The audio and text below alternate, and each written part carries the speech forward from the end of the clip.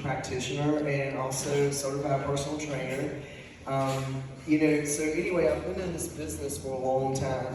And anyway, I help people now basically get inflammation out of their body. We track things that they eat. We teach, health and wellness. So today I'm going to be talking about the effects of sugar on your body and how big is sugar? You know what I'm saying? Everybody can eat sugar, and we've eaten sugar, and you say, hey, I'm going to eat this donut, and then all of a sudden you want to eat 10 donuts. And that's because sugar is just as addicting as heroin and cocaine. When they did studies in school, they looked at the brains, and both brains look the same. Somebody addicted to cocaine, and then somebody addicted to sugar. So sugar is highly addictive. I'm also going to talk about the gut today. What is sugar and what does processed foods do to your gut? And, I don't know has anybody ever heard of leaky gut? Yeah, leaky gut. A lot of people are like, what is leaky gut? 80% of Americans have leaky gut. Even kids struggle with leaky guts. And what happens is when we eat a lot of processed foods, we eat, trans fats, which is not your healthy fats, and then we eat, sugar. What happens is the gut lining, or if you take a lot of medication, and I'm speaking to the adults now, the gut lining starts getting holes in it. So then when you eat food, instead of it going through your small intestines and then into your large intestines, what happens is it goes through the bloodstream and it attacks your body. So a lot of people, they're like, wow, I didn't even know food could do that to your gut. Your gut is your second brain. If your gut's not healthy, you're not healthy. And now I'm going to, share this with you about kids. You hear a lot about ADHD and, kids with, problems focusing in school. It's their nutrition. And also ADHD comes from leaky gut. Because like I said, your gut has more nerves in it than your brain does. So if the gut's not healthy, we're not healthy. Also, I wanted to talk to you too about inflammation. Like if you're walking around a lot of times and your joints are sore and you say, oh man, I feel like I have arthritis and I just can't lose weight and you've tried every nutritional plan that to try and it's not working. Well, it's because your body's inflamed. So we're going to talk about that today too, as far as what does inflammation do to your body. So just remember this, an inflamed body is a body where disease grows. And so we want to prevent those things. And what inflames your body? Processed foods, trans fats, fried foods. And, I'm not saying that you would never eat a fried food, if you take a cheat meal once a week. But if you eat those things every day, it really, really affects your gut. And so those are things that I want to talk about as far as helping you get your body uninflamed. Now, these are the ways you can get your body uninflamed. Have you ever heard the term eat from the rainbow? How many of you have heard that? Yeah, eat from the rainbow. And so, when you eat a plate of food, you want all colors because it's got antioxidants in it. And when your body has antioxidants in foods that goes into your body, it causes your body to not become inflamed. In the Western world, and that means here in the United States of America, it means that our diet is 80% saturated fat to 20% saturated. And that's why we have so many issues. When you go over to Europe and Italy and other places in other countries, the diet is not like that, it's more Mediterranean. And so Mediterranean diet is more, more fish, things that do not inflame your body. So it's more 80% unsaturated to 20% saturated. And a lot of people, we're not taught these things, from medical doctors because they're not trained for those types of things. But now it's really, really coming out with, getting your body uninflamed. So just remember, check things out when you're looking at foods. And also reading the back of labels. I'm going to go over that today. When you pick out a package and you're reading the back of a label, and I have some right over here, I'm going to grab this real quick. One thing that you want to do is when you're reading back of labels, you want it to say no added sugar. These mandarin oranges are really, really healthy for you, and they're already portioned out. But on the back of it, when you read it, it says total sugars 9 grams, which is in the regular fruit, because fruit is sugar, and it's a good sugar. And it says includes 0 added sugar. So those are the type of things that you want to look for when you're buying things for your kids or you to feed them. Because if you feed them straight out white sugar every day, they're going to have issues. And because you know what, their gut cannot handle that all the time. And that's when you go like, wow, I've got 8 grandchildren, and when they're hyper and the parents bring them over and they load it up on sugar, how long does it take for them to calm down? Exactly. So you know what? They can't help it, and they don't know. They're looking to you for what you're allowing them to eat. And I'm not saying to never let them have any sugar, but I'm just saying you need to monitor it. Every day we don't want to do that. Also, I brought this right here. I had a hamburger for 13 years from McDonald's, and it never rots. And I'm gonna pass this around. When I pass this around, I want you to open it up and smell it. This is from the Sonic, and this is 6 years old. And I had hamburger from McDonald's and French fries for 13 years that never rotted. The lady who cleans my house found it in a bag one day and she threw it away, and I got really upset because it had never rotted. It smelled like chemicals. So I'm gonna pass this around. So just remember, when you smell this is if you go through fast food every day for your kids or you, that's what you're putting into your body. And then later in life, you're like, wow, how come I don't feel good today? How come I don't have energy? Food is the biggest drug you put in your body, okay? So open it up. Oh, did you open it? Yeah. Make sure you open it up. I want you to smell it. So yesterday, I went to Burger King, and I bought this hamburger. And you know what? It's kind of, it's still a little bit soft right now, but meat is supposed to rot. And this right here, this hamburger, when I bought yesterday from Burger King, in 100 years, it's still going to look like this, and it's never going to rot. And it's going to stay in that bag, and it's never going to mold. So one thing I want to teach everybody in here too, if it doesn't rot, you don't need to put it in your stomach, because your body's got to be able to digest it. And the body doesn't know what to do with all these chemicals. And when they make fast food, and I don't care which fast food restaurant it is, they spray this stuff with chemicals. And so when you smell that, when you open up that bag, that little pouch right there, and you smell that's chemicals. That's what this hamburger is going to smell like.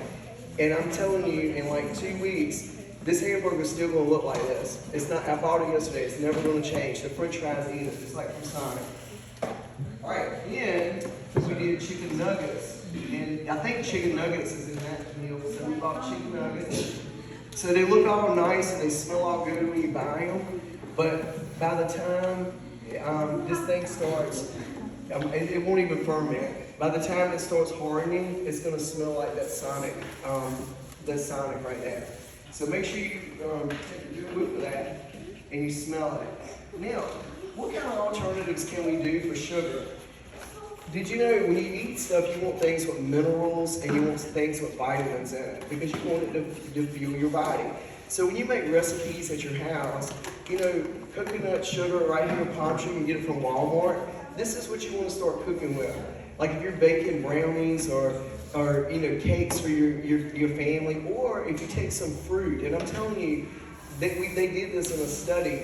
The kids that they did this with, they chose this over s'mores when they rotated this with some cinnamon and some apples, and they roasted them. The kids ate the apples instead of the s'mores. That's how much. This right here, palm sugar, coconut palm sugar, it has minerals in it. So if you're going to eat sugar, you want to pick out sugars like this to bake and have those for your kids.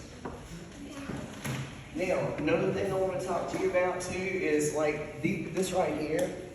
When you read the back of these labels, this is no sugar added, and this is just a keto cereal. It's a granola.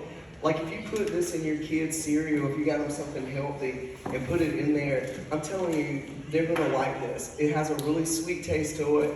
It's really, really good. But she said, I know. But you would. This has got a great taste to it. And these are just some ideas that you can pick up to kind of like just add a little bit of taste to some of the food. Also, when when I was picking up things too, I seen Skinny Girl popcorn back there. Those are great alternatives, like some popcorn. And what you want to do is you turn around and That stuff is good. it is really good. This was one of the ones my manager bought this for me for Christmas because I tasted of it in the gym one day. I'm like, you can just buy me a packet of it for Christmas. And she bought me a whole box. But anyway, the back of it says organic, and it has organic popcorn in it and coconut oil. Coconut oil is a good oil, so that it's not a trans oil or trans fat, which is with the bad fat that we talked about that clogs your arteries up and causes heart disease later. So those are the things that you want to look at in the back. But these are the type of snacks I would keep in your house for your kids. And the Skinny Girl is good to have. Now, I wanted to talk to you. How many of you kids like potato chips? You like the salt on it and the crunch? Well, guess what? Pumpkin seeds are kind of like potato chips. They're very, very crunchy. So those type of things, to pick out for your kids to have around the house for them to crunch on, I'm going to let y'all taste them. You want to taste them a couple of them? Yeah. Open it up. Another note about pumpkin seeds is if you have anemia, pumpkin seeds are very high in iron. Yes. They're very good for you. They're very good for you. So those are the type of things that I would kind of pick out. And then also I made also fruits. Like in the morning times, like if you could, this is a great probiotic. How many of you know what a probiotic is? You know what a probiotic is? All of us have good gut bacteria and bad gut bacteria. And you know what? The good guys is what protects our immune system. And when we start getting sick and we're not feeling good, it's because the bad guys are taking over inside of our gut and we need some good guys. How many of you heard like yogurt? You eat yogurt, that's a good gut bacteria. So when you choose yogurt, what are you going to look on the back of the labels when you choose it? No added sugar. You want the natural sugar in that yogurt, and you want it with a probiotic. So probiotics are good for as far as yogurt, but also these apricots are good. They kind of taste like oranges, and so and on the back of it you read the label and it says total sugar 17, but no added sugar. So that's the thing we want to look for on the back of these labels is no added sugar. Yeah, try the pumpkin seeds. I have an English bulldog and he loves pumpkin seeds. He eats apples. Now, I'm going to go over 2 recipes with you guys that I did, and they're very, very simple. And I didn't write it down because it was so simple, so if you want to take a note, they said you had notebooks to write this stuff down. I made a fudge, and I made it out of coconut oil and a really good chocolate. And you can pick your chocolates, and a couple of chocolates by Lily's. It's no added sugar by Lily's, and also Swerve chocolate has no added sugar. You can melt the coconut oil. You take it's 2 ingredients right here. It's going to be coconut oil and then a bag of chocolate.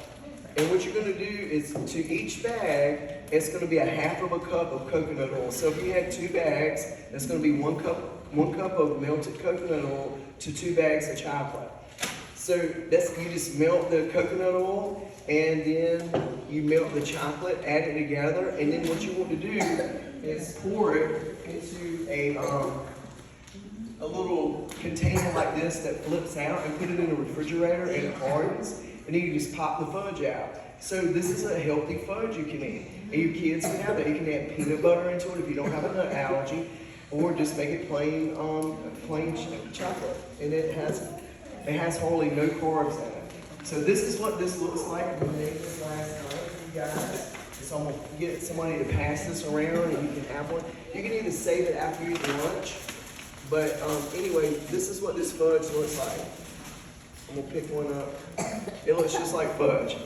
So that is a great fudge right here. And it has 2 ingredients in it. Coconut oil and your good chocolate. Okay? All right. So let me put that right there because I'll touch that. All right. Then, how many of you have heard of haystacks? Have you ever heard? Yeah. Now listen to this. Instead of using chow mein noodles and the sugary chocolate, you take 2 ingredients again. You melt this chocolate down, You take a bag of Fiber One cereal that are like chow mein noodles, and you just coat them with the chocolate, and then you spoon them out. And this is what they look like. They look like haystacks. I want to pass these out too. Look at that. Very inexpensive to make. Your kids will love these. You can even add peanut butter into these if you don't have a nut allergy as well. All right, so that's your little haystacks. So those are two like ingredients that I gave you for two simple things to do in your house that you can have some snacks that your kids. Did you like the pumpkin seed? Did you like it? It's good, isn't it? Yeah, it's salty and it's crunchy. You know what I'm saying? Yeah. My English bulldog Louis, he loves pumpkin seeds. He likes those. All right, are there any questions that you have? Because I feel like I went over a lot of information. Yes. Is it true that healthier you eat, the less you eat because you're fuller? Or no? That's a good question. You know, she said the healthier you eat, the fuller you eat. It depends on what you put into your body. Just remember this, when you eat a meal to feel full, you want fat, protein, and fiber, okay? So, what would that look like in the morning times? You know, the average American meal in the morning is eggs, cheese, bacon, sausage, a biscuit, all right? That's what I hear a lot, or toast. So let's switch that up a little bit. Like if we're gonna eat from the rainbow, we would, you know, it's really good to add some greens like some spinach or some kale to your eggs in the morning if you are going to do eggs. And it's also good then if you have one whole egg, you don't want like 4 eggs. That's got way too much fat in it, okay? Way too much cholesterol, way too much fat. So you want to get a container of egg whites in the morning, and then you want to have a carton of eggs. And then you want to take 1 egg, put it into the egg whites, and I'm giving an example of a meal that's going to make you feel full. A handful of spinach or some kale. Now your kids might not like that at first, you know, and they might like, I'm not eating that, it's green, you know, they're used to eating other things, Pop-Tarts and cereal in the morning. And that's why I brought up the keto cereal and some of that stuff. But then what you want to do is, the egg is going to have a healthy fat in it. Then if you wanted to use real butter, if you don't have a dairy intolerance, you can use a tablespoon of butter, you know, on some really good, healthy bread without, you know, with some fiber. When you look at the back of bread, you want it to have the most grams of fiber in it can have. So your bread's going to have some fiber in it. Your vegetables are going to have some fiber in it, your handful of vegetables. And then if you want some bacon or some sausage, just make sure it's nitrate free. You know what I'm saying? No chemicals. We want to cut down on chemicals of consuming inside of our bodies. So if you had that would be fat, fiber, and protein right there. And then if you wanted to add like a couple of slices of apple or some mandarin oranges in the morning time, that's a perfect breakfast from the rainbow in the morning. But say if you're working quick, you know what I mean? I'm gonna be honest with you, this Fiber One cereal, I'm telling you, it's a win-win in the morning time if you wanted some cereal. And I really believe your kids would like that if you put a little granola in it, just start out really small with it. And with some unsweetened almond milk, I think they would like that. And if they had a nut allergy, they could do oat milk. You know, those types of things that you could work in and switch in with them and let them, you know, experiment a little bit. So I'm going to ask a couple of questions right now. Did I answer your question about it? Yeah, you're going to feel full after you eat fat, fiber, and protein. And one other thing I'm going to add on to what she just asked me is, how many of you have ever experienced when you eat sugar, you're hungry right after? Sugar spikes your insulin level. And if you don't keep your insulin level, your blood sugar balanced, it causes your insulin to go up like a diabetic. All of us, our bodies act like diabetics, okay? Except the ones that are not diabetic, our pancreas has to shoot out insulin, it's a hormone, to bring that insulin back down for our body to be able to process that. So if you eat sugar all day long, your body is constantly storing body fat. Because once your body increases the insulin, it takes 5 hours for your body to calm that down.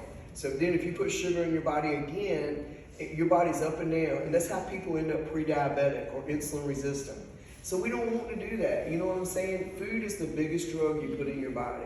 So we have to be really, really careful when we do that. So just remember to feel full in a meal, fat, protein, and fiber. Okay, fiber is very, very important. So is protein. What is protein? Does anybody know?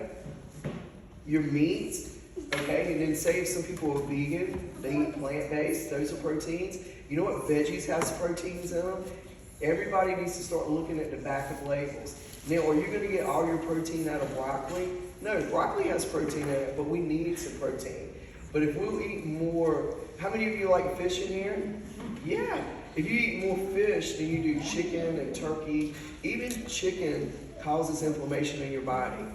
Chicken and turkey. We think that's so good for us. It can inflame us. And so we want to eat more fish-based, more Mediterranean. So if you'll write that down, if you eat more of a Mediterranean diet, I'm telling you, the inflammation will start coming down into your body. I went to Wegmans last weekend to the grocery store in Raleigh just to pick up a couple of things. And I'm going to tell you something. I picked up their veggies, and I thought, okay, these are already prepped. It'll save me time on Sunday, because I always meal prep on Sunday for my husband and I. And we have our stuff already organized for the week, so we don't have to cook during the week.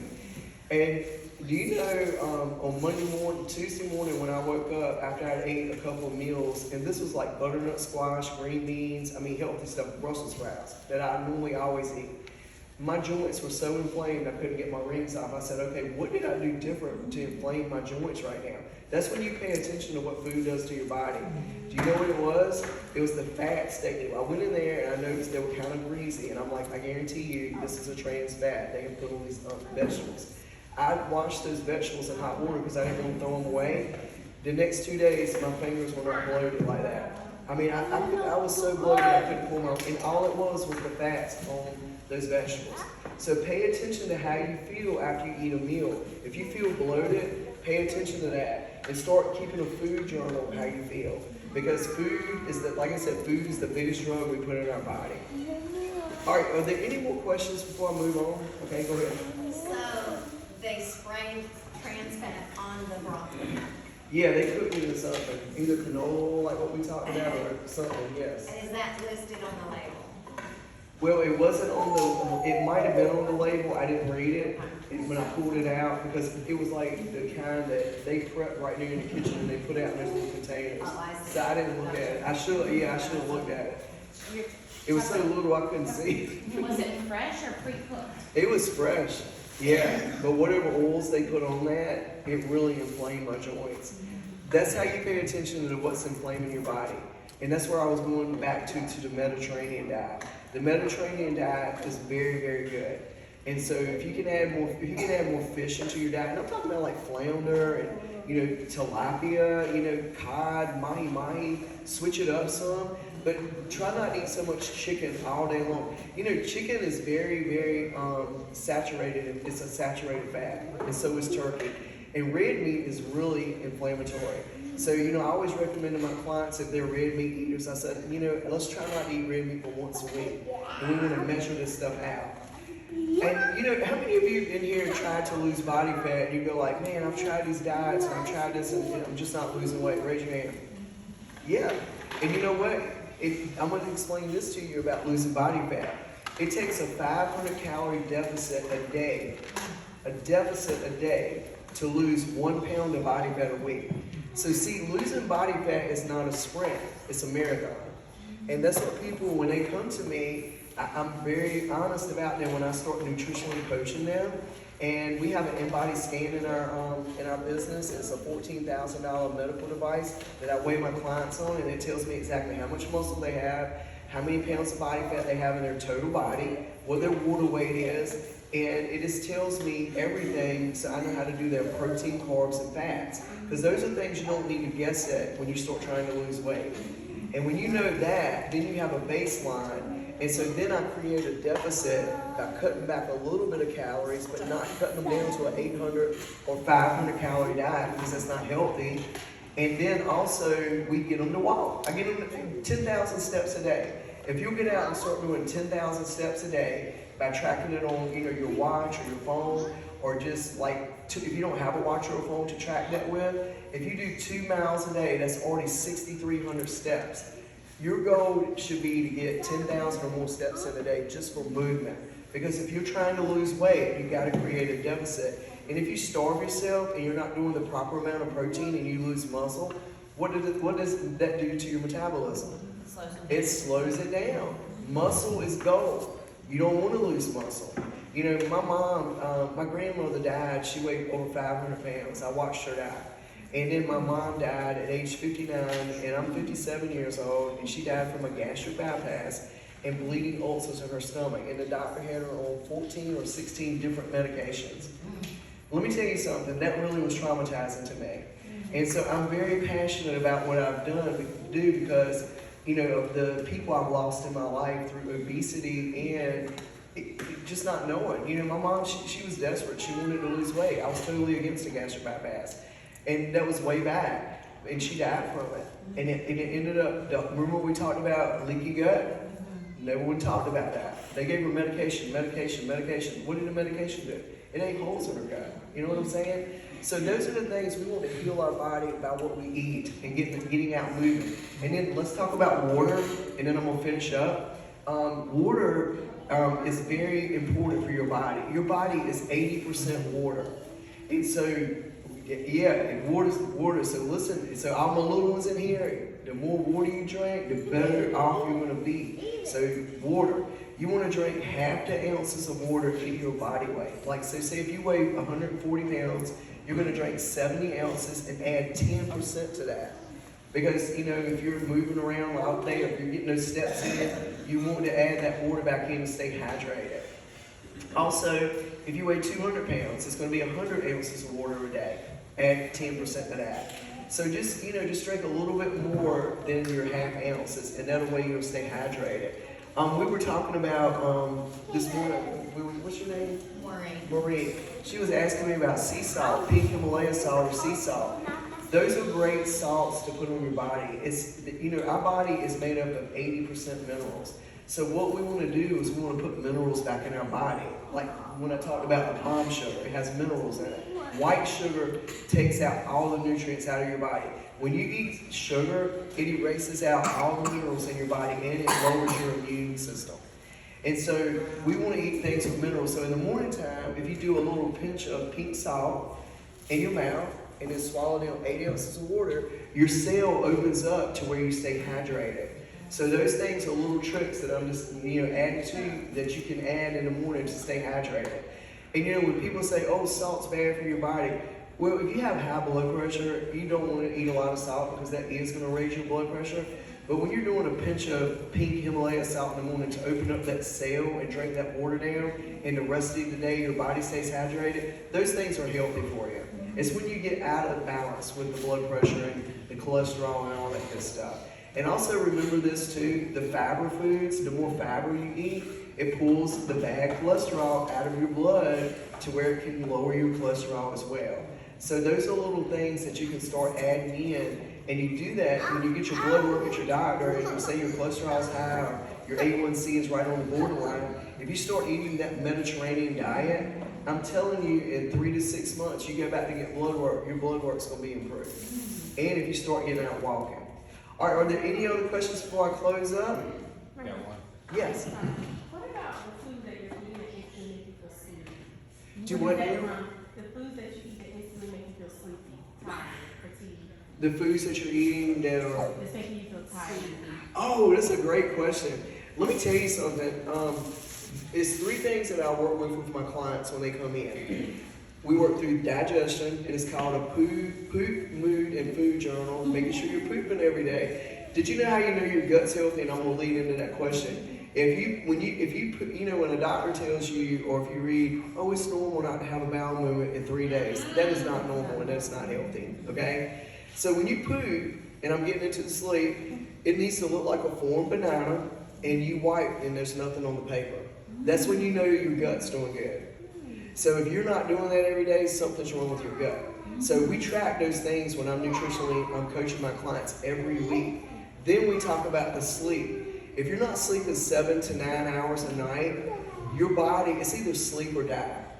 And your body does not detox itself. Your body burns body fat when you sleep. My clients that have a hard time sleeping and getting to sleep, and then they wake up in the middle of the night 2 or 3 times, the pattern when they're losing weight, they stop losing weight.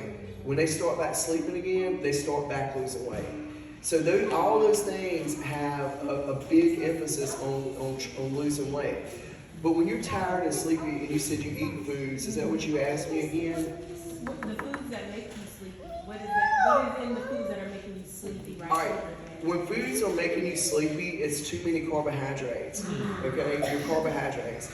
And so when you eat foods and all of a sudden you feel like this right here, it's because what's happened is it spiked your insulin level and then it's dropped it way down. Okay? How many of you ever feel that way at 3 o'clock in the afternoon? Yes. Yes, that's right. And that's when people normally feel it, is that they hit that dip at 3 o'clock in the afternoon. And that what happens is their body, when you eat a carby meal, it cuts off cortisol. Cortisol is your wake up hormone. And so when you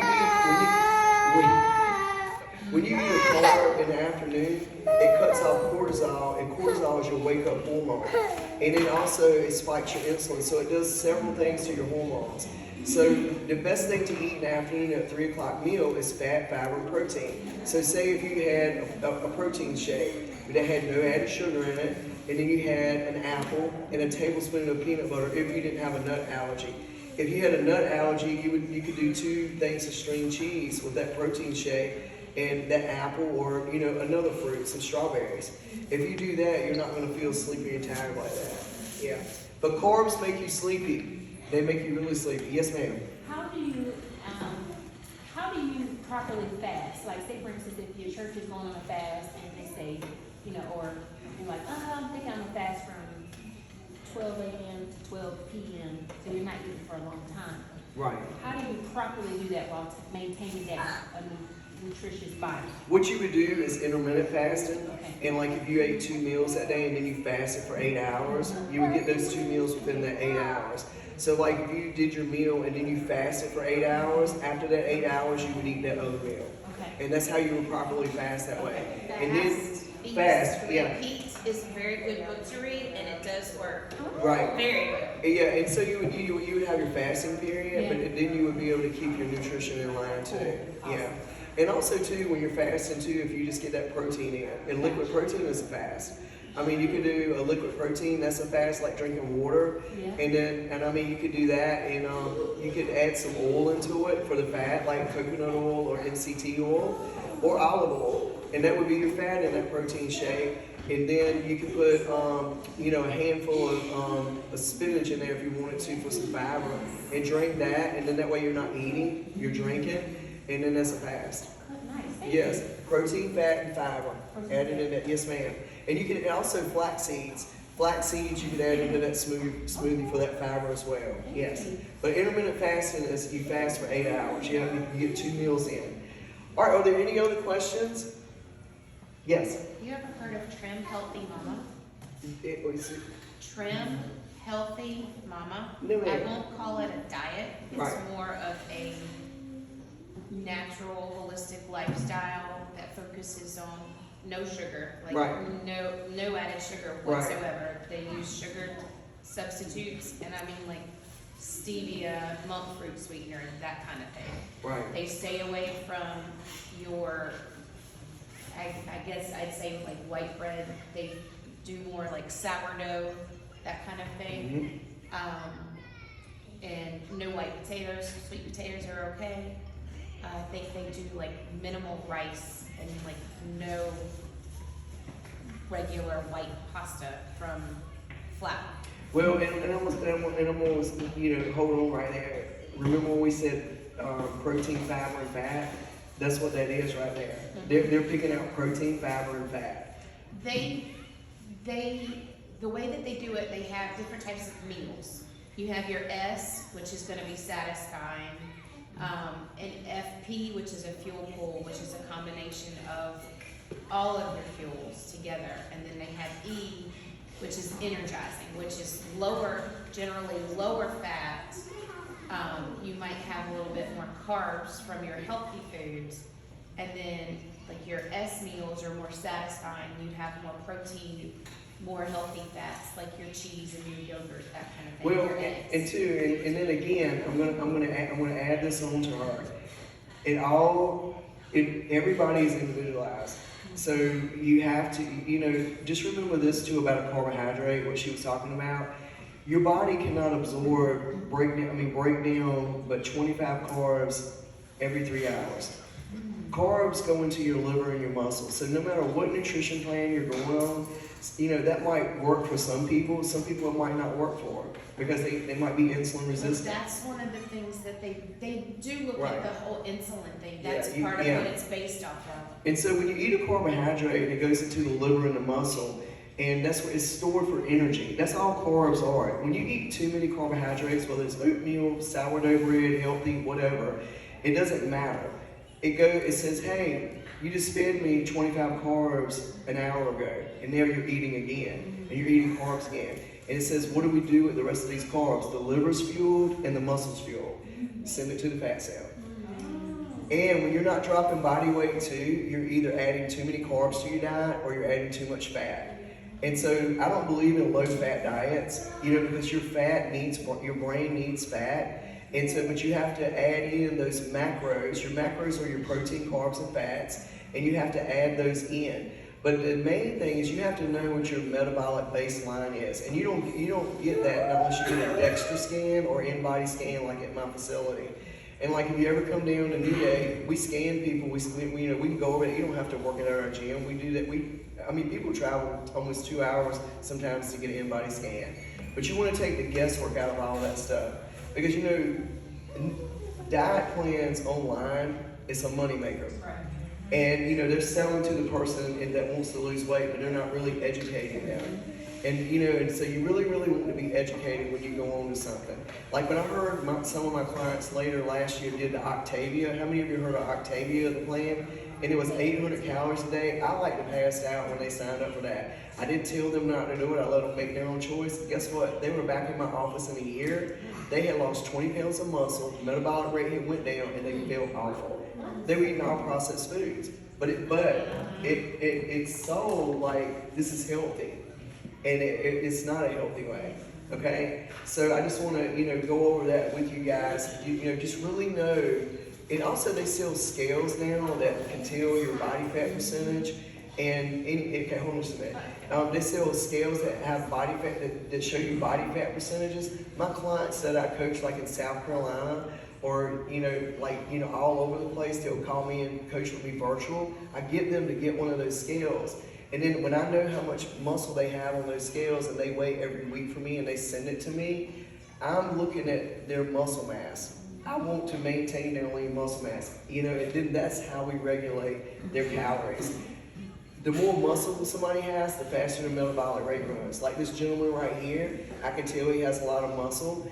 And you know what? And this gentleman back here, he's going to have a lot of muscle. And what happens is they lose body fat faster, and you would have a lot of muscle because you're tall. And women that are really, really tall, and they are my rock stars when they're losing muscle, because if they have at least 125 pounds to 130 pounds of lean muscle, and a man's going to have more than that, they're going to drop 2 to 3 pounds of body fat a week. That fat's going to come off them really fast. We work on more protein base, how many carbs their body can handle, how many fat grams their body can handle, and all we look at is losing body fat only. By the time they finish coaching with me, we have to increase their calories because we've caused a deficit. When they finish, they start eating more food because if they keep a deficit, they keep on losing weight. So that's the key right there. You got to really, really understand the science behind all that. It doesn't matter which program you go on. You've got to understand, all right, am I losing muscle or am I losing fat? Because if you lose muscle, it's hard to put muscle back on. It takes a woman to gain 5 pounds of muscle a year because we don't have the testosterone these gentlemen have. So yeah. And that's why when you're working with you're married or you're with somebody that's a male, you're like, how come they're losing more body fat than me? And how come it's because they've got more muscle. Muscle is gold. That's why they say weight training burns muscle. And you know what? So that's another whole topic we can get into, but I'm not going to get into it. I know it's time for lunch. You were going to ask me one more question? Is it true that the number of fat cells in your body doesn't change, they just change the size? We talked about that. The only time you gain fat cells is when you're in puberty, you're pregnant, you're going through menopause. And so every time you get pregnant and you go like, wow man, the weight came off me the first time really fast, now it's not. The second and the third time, it's because your body produces more fat cells. Your fat cells shrink and they enlarge with water. That's why when you start going to the bathroom a lot, urinating, you're starting to lose weight. Your fat cell never comes out of your body, not unless you got liposuction, when you get it permanently taken out. So you can increase fat cells if you keep gaining weight also. And also, like when you're going through menopause, hormone disruptions and all that stuff, women gain body fat. And you know what you know why it's doing that? The good Lord is protecting us, because what are older people? When you get older and you got older people in your life, they don't eat a lot. And you know, they quit eating, and and so God is allowing you to get more body fat to prepare you for the aging years. Wow. Yes. So there's a reason, there's a science behind all of it. But when people are addicted to sugar and they're just gaining weight, they're up to like, say 300 and 400 pounds, that's when it's really, really unsafe and unhealthy. It's when you start to get a BMI above 30%. And then you get that visual fat, which is the fat that starts wrapping around your organs. That's where the disease comes in. So if you get to a point where you need to lose more than 20 pounds of body fat, the other fat has already started wrapping around your pancreas, wrapping around your liver, wrapping around your heart. That's where disease comes in. So you really want to work on getting that body fat down. Healthy BMI. All right, I'm going to close up. And anyway, I think they're ready for lunch. And I'm going to leave these snacks out here for you to have, the keto fudge and then also the haystacks. And then I'm also going to leave the chocolate and fabric one up here so you can take a picture of it. All right, you guys, thank you. And I appreciate you inviting me to come. Thank you.